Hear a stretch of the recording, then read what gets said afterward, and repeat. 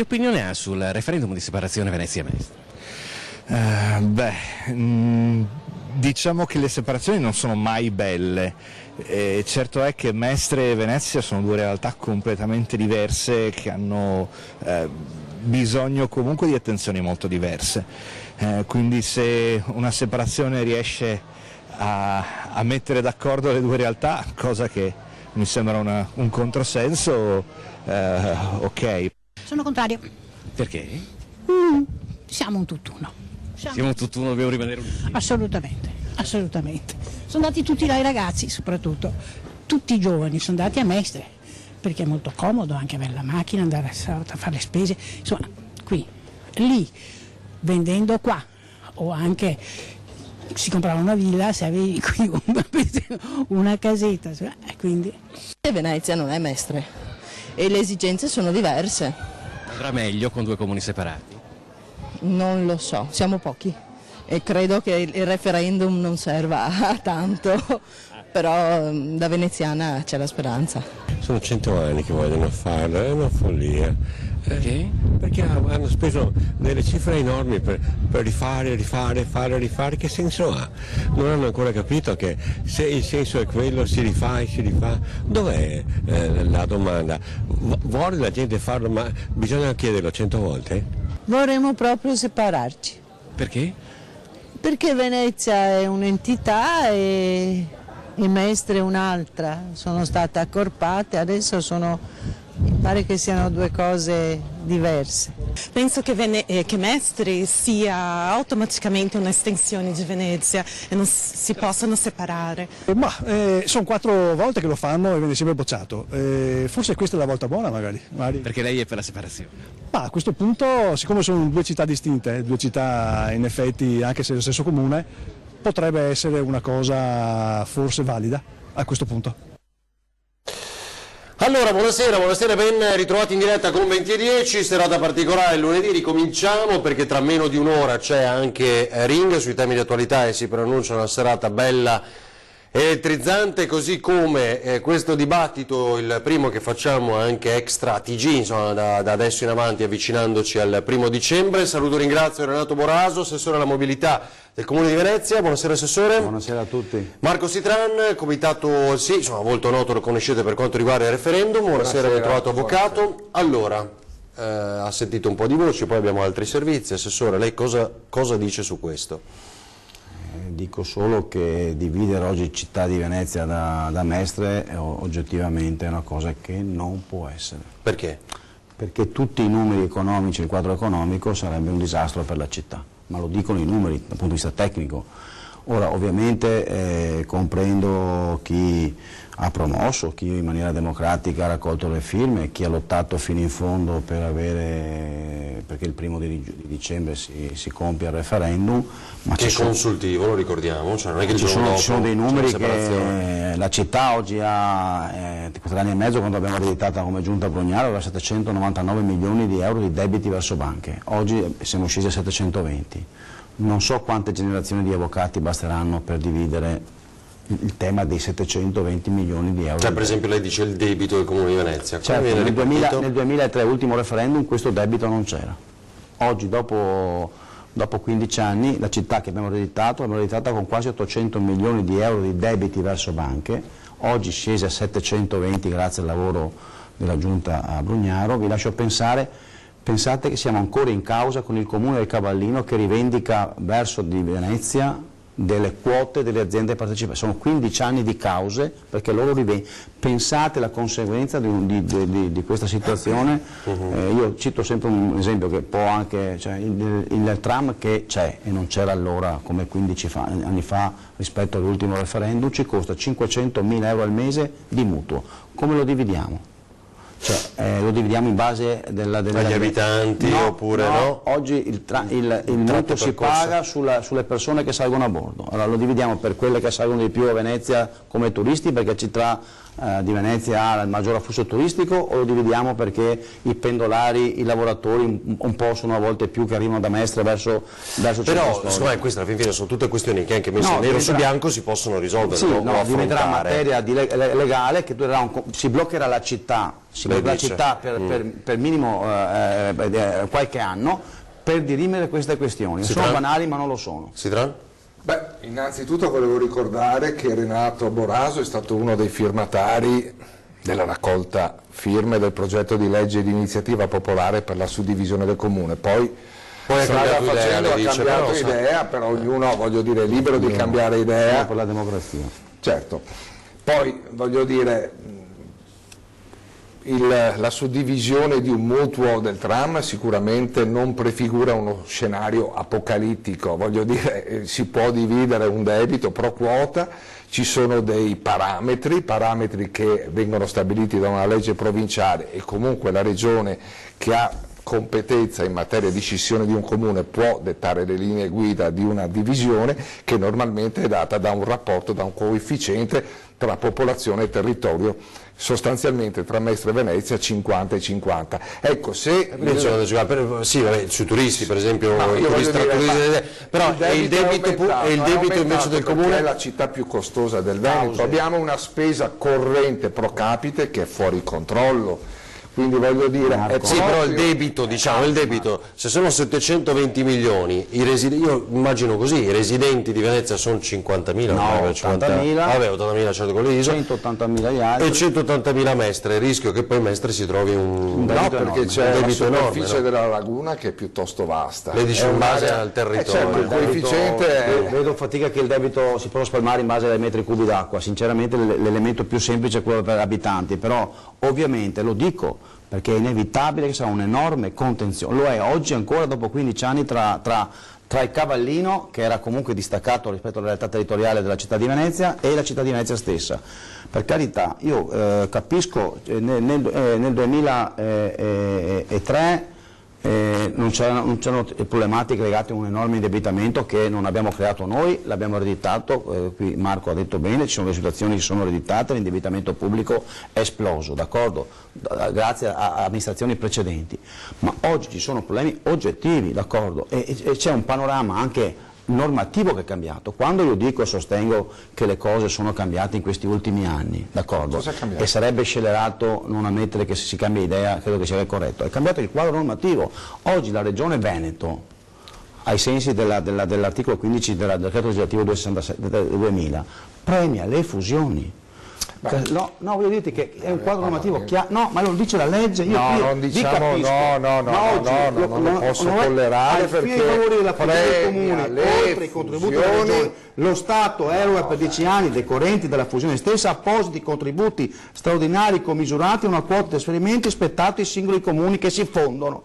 Non è un caso che Longarone si è fuso con Castellavazzo, che tutta la Val Zoldana si sia fusa, che in provincia di Vicenza diverse realtà si sono fuse. Io capisco, d'accordo, oggi viene premiata dal punto di vista amministrativo la Regione Veneto, cioè con degli incentivi, con dei fondi. Allora, le fusioni vengono promosse tra comuni piccoli, quindi non parliamo di Mestre che ha più di 100.000 abitanti, sicuramente ha tutta la dignità di essere un comune, lo è stato fino al 1926, sì, credo che un secolo fa è stata unita a Venezia per decreto fascista, credo che la dignità di città le possa essere restituita innanzitutto. Poi il fatto stesso che la legislazione attuale premi le fusioni non è assolutamente vero, perché se noi andiamo ad analizzare, Renato, la legge istitutiva della città metropolitana, la stessa legge, la legge del Rio,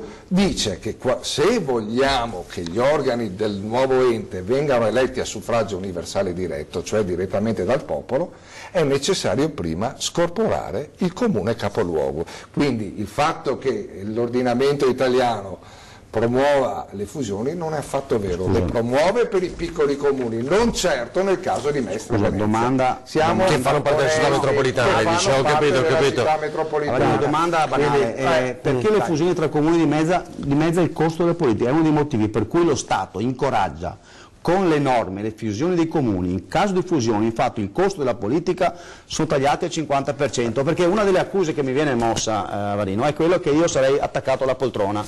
Domando, cari elettori, cari concittadini, 2 sindaci, 2 giunte, 2 consigli comunali, 2 segretari generali, 2 direttori generali, 2 direttori del personale, 2 direttori dei lavori pubblici, 2 direttori dell'urbanistica, costano meno o costano più di un unico comune? No, perché Marco, per falsità, cortesia, un po' di falso, correttezza intellettuale, perché il doppio non può costare meno, dai, lo dice qua la legge, la legge nazionale. Dai, Renato. Come no? Scusami. Renato, 2 sindaci, no, perché dice, aspetti assessore, perché dice di no, che è un ragionamento diciamo molto semplice? Innanzitutto perché ripristinando il comune di Venezia si avrebbero 2 città con meno di 200.000 abitanti ciascuna. Ciò vuol dire che innanzitutto non è più necessario avere le municipalità, che sono un costo enorme a fronte di un potere decisionale pari a 0. Quindi abolendo o riducendo le municipalità si avrebbe un risparmio che è stato stimato da uno studio di Unioncamere in circa 6 milioni di euro l'anno. Poi al di là di questo va valutato anche il fatto che 2 città più piccole hanno minori costi politico-amministrativi, meno indennità per sindaco e amministratori, meno consiglieri, quindi voglio dire il risparmio è innegabile, scientificamente innegabile. No, qua di scientifico, scusa Varino, ci sono solo i dati reali. Raffronto costi amministratori in caso di separazione, d'accordo? Sono più 131.000 per i sindaci, 36.000 in più per i vice sindaci, presidenze e assessori 79.000 euro. Sì, però Citran dice si risparmiano 6 milioni invece togliendo la municipalità. No, non è che Unioncamere, questo è applicazione dell'articolo 1, 2, 3 del DM 119 del 2000 e tabelle. L'unica cosa che si risparmia, ha ragione lui, sono i 134.000 euro delle municipalità. Scusate. E perché parla di 6 milioni? No, i milioni ce li inventa Unioncamere che non esistono. Quindi sono dati ai sensi, sono i confronti con le tabelle. Prima Venezia attuale, Venezia nuovo comune, Mestre nuovo comune. Ok, ora se no vogliamo raccontare le fiabe le raccontiamo, non così. Dire che... No, scusa una cosa, sulle municipalità, perdonami. Sulle municipalità, perché tu mi verresti a dire che è vero che si chiudono le municipalità e si risparmiano 134.000 euro d'amblè, perché vorresti impedire poi, dopo che nasce il comune di Mestre o di Venezia, che Lido e Pellestrino non avessero il suo consiglio di quartiere, che Favaro non avesse il suo consiglio di quartiere, perché ora ti rispondo che nel 26 c'era il comune di Murano, c'era il comune di Favaro, c'era il comune di Chirignano. Allora scusami, se vale la vicenda del decreto fascista che ha cancellato Mestre e Venezia, per dignità c'erano i comuni bisogna di Favaro, ripristinare, lei dice per paradosso, si trarreplica e poi facoltativa, non è che io le voglio eliminare tutte, ma no, non tornano i costi, si arriva a un risparmio fino a 6 milioni di euro, ma dobbiamo anche ricordare che adesso le 2 città hanno doppioni di uffici. Se tu vai a Mestre c'è un municipio con una sala consigliare, voglio dire, il direttore generale è stato già soppresso da Brugnaro, e però vorrei anche ricordare una cosa, soprattutto ai mestrini, che la divisione comporterebbe un risparmio di tasse piuttosto rilevante. Innanzitutto pagheresti meno tasse sui cittadini di Mestre, che sono il bacino elettorale più importante di questo comune, perché Venezia è il centro storico di Mestre, ricordiamolo, fu una città, una repubblica, un impero, adesso è centro storico di Mestre e non ha rappresentanza politica, però dividendo salveremo da una parte Venezia, consentendole anche di ambire a uno statuto speciale che è l'unico strumento che la può salvare dalla monocultura turistica, perché in questo momento è la gallina dalle uova d'oro che tutti vogliono sfruttare, soprattutto dalla terraferma. Ma i mestrini, tornando ai risparmi, ai benefici, avrebbero minori tasse sui rifiuti, minori imposte sugli immobili, perché ci sarebbe una revisione degli estimi catastali, perché è un comune diverso, non è un comune di Venezia, certo. Ricordiamo anche che la tassa sui plateati di Spinea costa un terzo di quella che paga adesso. Facciamo così, siccome sono tanti temi, ci faremo una pubblicità brevissima, non ho detto un dato, cioè Citran è per la separazione, tra l'altro abita a Venezia, l'assessore Boraso invece è per il no, lo avete capito, nettamente, o per l'astensione, come dice Brugnaro, il sindaco, avendo il quorum. Però se entriamo nel merito, sono per il no. Per il no, ecco, ed è residente invece della terraferma. Allora, pochi istanti, tra poco.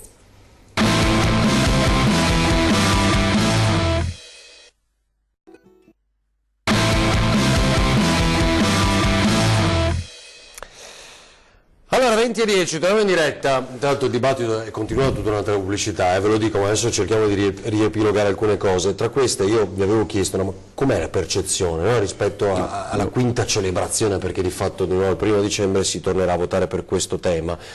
E lei mi diceva poco fa che comunque qualche denuncia forse rischia di partire. Io sono abbastanza rammaricato non del dibattito, so Marco è una persona seria, competente, ognuno difende la propria posizione eccetera, però io ho dato dei dati sulla questione legata alla mobilità, dopodiché...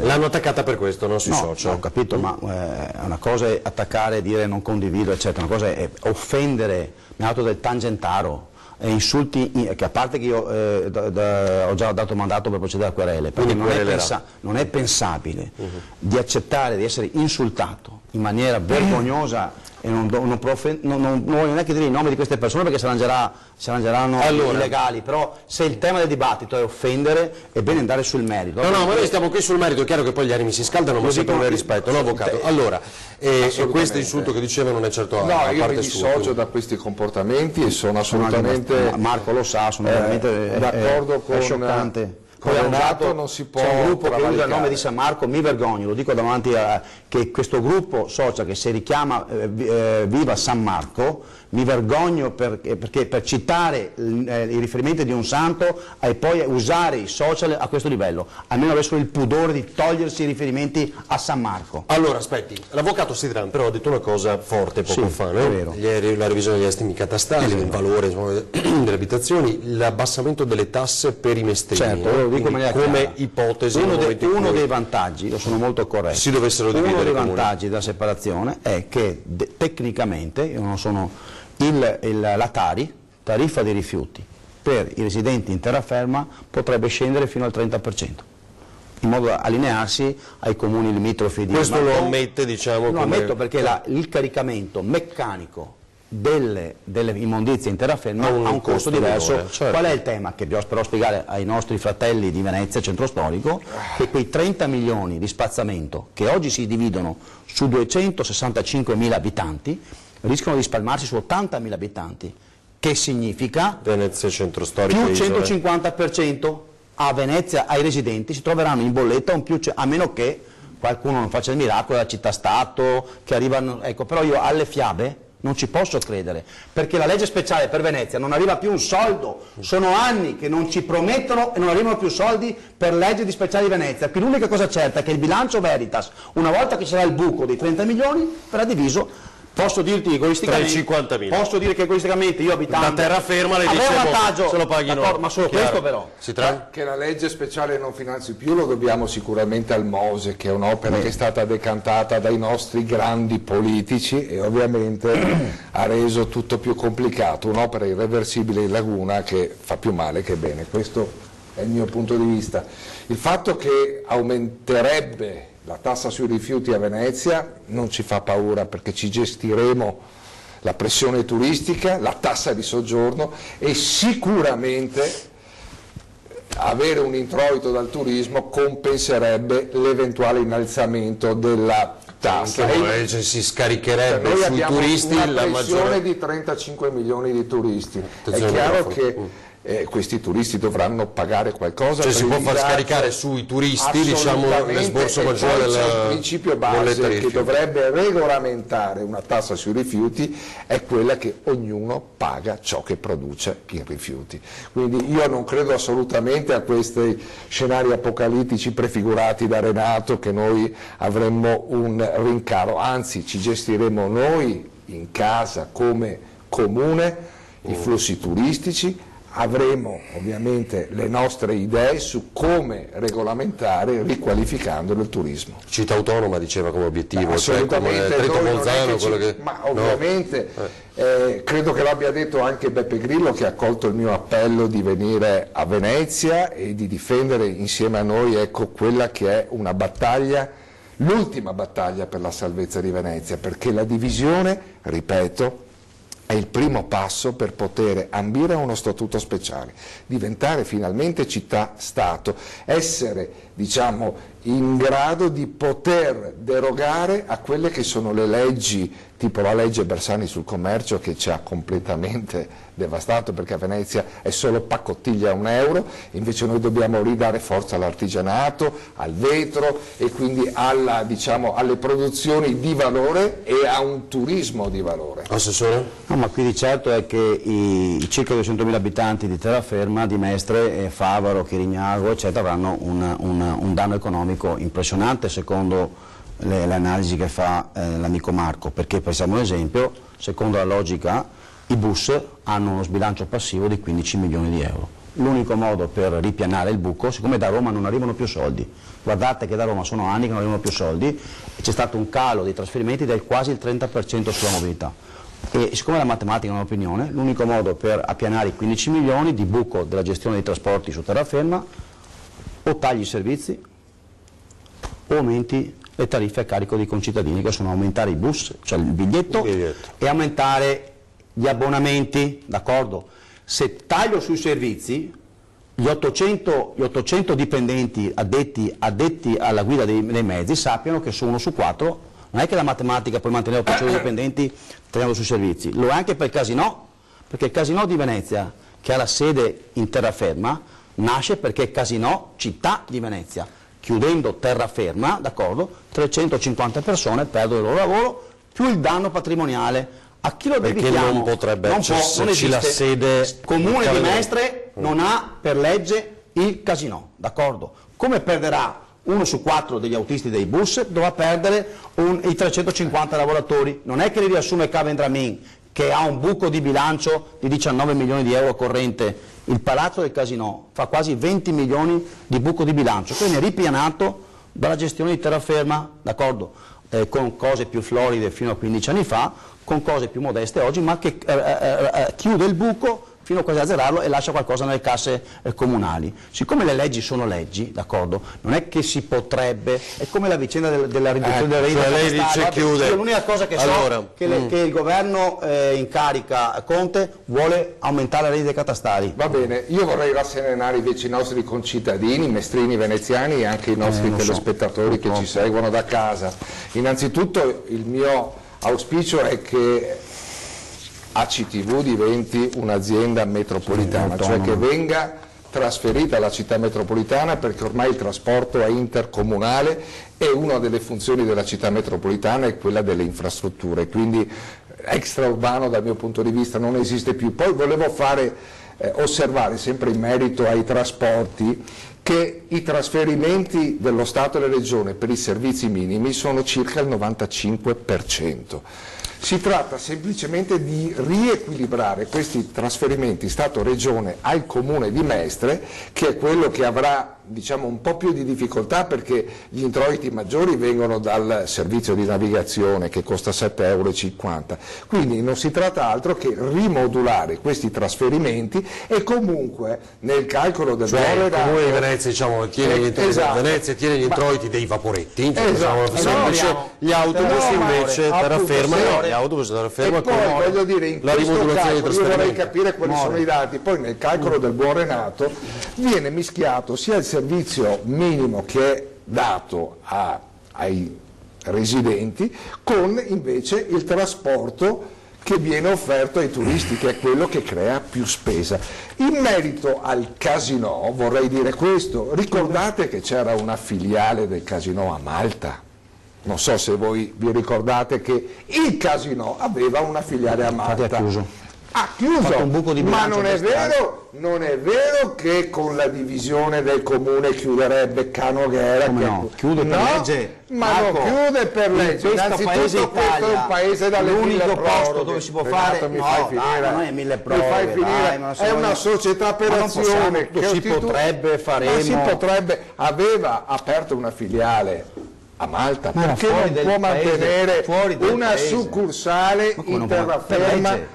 Ma perché no? Tu pensi che lo Stato italiano ti chiuda subito dopo la proclamazione dei voti del referendum viene chiuso? Ma va là, è un paese dalle mille proroghe e innanzitutto Ma si no, può ma raccontare false prospettive, non si possono dire fiabe, non si voglio possono. dire, le proroghe ci sono sempre state in questo E se non arriva paese. nessun tipo di proroga, di fiaba Ma legislativa? ce ne sono mille ma di chi proroghe. Grillo che ci racconta queste fiabe? Ma tu pensi che vengano chiusi? Ma Grillo da Genova ci dice queste cose. Ma io ti dico Lo so che per lui le leggi sono una cosa così, dai, ma le leggi ci sono. Dai, l'Apocalisse. Ma l'Apocalisse, poi leggi. avremo il latte a scadenza, ovviamente una scadenza maggiore Ma rispetto no, a quella di Mestre. parliamo di ma numeri noi stiamo economici. continuando a terrorizzare i non terrorizzare, cittadini. la realtà, sai. Ma no, è dal primo referendum che il terrorismo psicologico non è l'unica arma a favore dei detrattori della divisione. I debiti Ma in i città debiti ci sono. Ma i debiti non si c'erano dividono. all'ultimo I referendum. debiti si dividono, ma qual è il problema? All'ultimo referendum la Noi città non dobbiamo aveva salvare Venezia e 720 Mestre, milioni. dobbiamo ridare dignità a una città che è il vero cuore della città. Ma la gente non mangia con la dignità. Ma certo.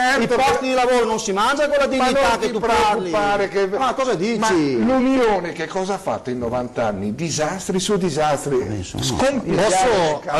Posso, visto che è veneziano doc, diciamo, ma abbiamo 20 secondi ancora, poi c'è Ring fra mezz'ora, ve lo ricordo. Siccome ogni volta vediamo il conteggio dei residenti diminuire a Venezia e poi con la oggi divisione si aumenta.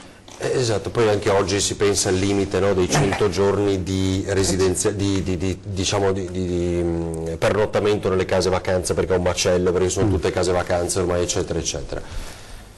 Come si fa a invertire la rotta? Cioè un domani, no? Con un comune Venezia, un comune Mestre, perché dovrebbero arrivare più residenti? Perché un sindaco di Venezia non potrà più dire ai veneziani di andare a abitare in terraferma, dovrà attuare delle politiche sulla casa nel territorio che amministra.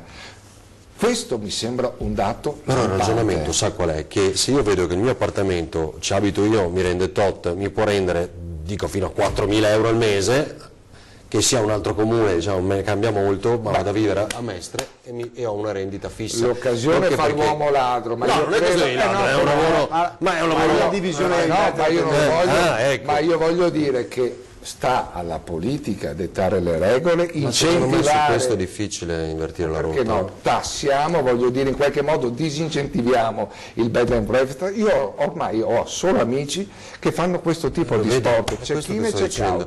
Ma perché? Perché non ci sono politiche. Ma si può fare tutta la politica che vuole, però secondo me su questo, cioè a meno che uno dice lo Stato non tassa. Beh, fino adesso che cosa è stato? L'esodo c'è stato, vogliamo provare. Si può invertire la rotta. Si può invertire la rotta, continuiamo su questa linea. Allora abbiamo già sforato, mi sa che dobbiamo tornare a parlarne. Certo. Grazie Assessore Boraso, grazie all'Avvocato Marco Sitran. Ci rivediamo tra mezz'ora con Ring, tutti i temi di attualità, ospite l'onorevole Massimo Bitonci, Simone Scarabelli Movimento 5 Stelle, l'ex vice ministro dell'economia Enrico Zanetti, che tra l'altro viene dal Lido, quindi vediamo cosa dice sul referendum, e il vice sindaco di Padova Arturo Lorenzoni. Tra mezz'ora, grazie. Ah, c'è Arturo.